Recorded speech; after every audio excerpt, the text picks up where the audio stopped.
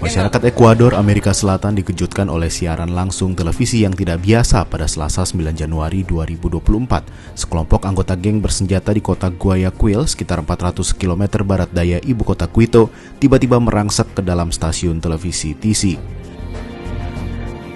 Mereka menyandera semua orang di studio televisi itu selama 15 menit.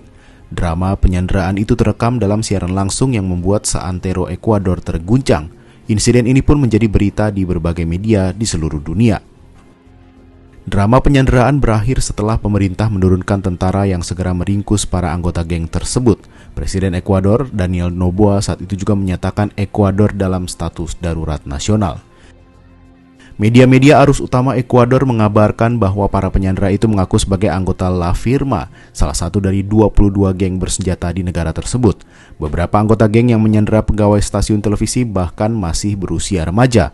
Presiden Noboa menyatakan 22 geng itu sebagai organisasi teroris.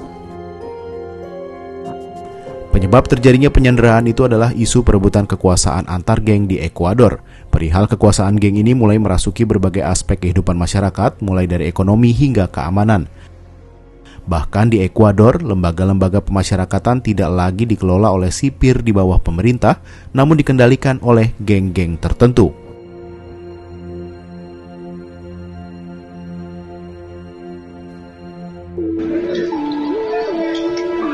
Adalah Adolfo Macias Fiamar, pemimpin geng terkenal yang ditahan di lembaga pemasyarakatan La Regional di Guayaquil, rencananya akan dipindahkan ke penjara lain.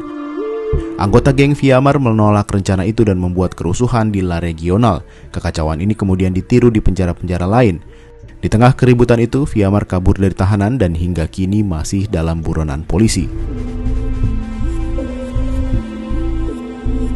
Persoalan geng bersenjata seolah sudah membudaya di negara-negara Amerika Latin termasuk Ekuador. Penyebab keberadaan geng ini bermacam-macam dan tidak semuanya berhubungan langsung dengan kemiskinan. Setidaknya sejak 1940 tercatat ada geng-geng jalanan di negara-negara Amerika Latin. Umumnya mereka merupakan geng berbasis komunitas lokal. Kenakalannya pada taraf balap motor atau mobil ilegal dan pencurian. Secara garis besar ada dua jenis geng di Amerika Latin. Pertama, Pandia yang bersifat lokal dan kedua adalah Maras yang bersifat transnasional. Pandia dan Maraslah yang menjadi kaki tangan kartel narkoba dalam memastikan jalur penyelundupannya lancar, seperti yang dilakukan dua negara Amerika Latin penghasil kokain terbesar dunia, Kolombia dan Peru.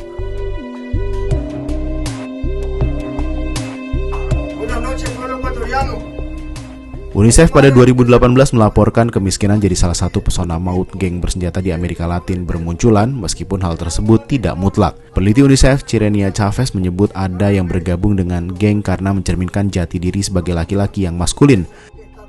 Tetapi mayoritas pemuda anggota geng adalah mereka yang sedari kecil di lingkungannya terbiasa melihat anggota geng berseliweran, sehingga mereka berpikir bahwa sudah proses alamiah ketika menginjak pemuda.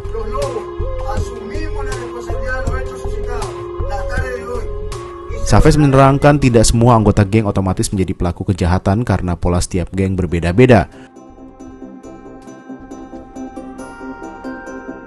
Perubahan geng kriminal menjadi kejahatan terorganisasi dimulai pada awal tahun 2000-an. Ketika itu pemerintah di negara-negara Amerika Latin melancarkan kebijakan anti-geng yang agresif.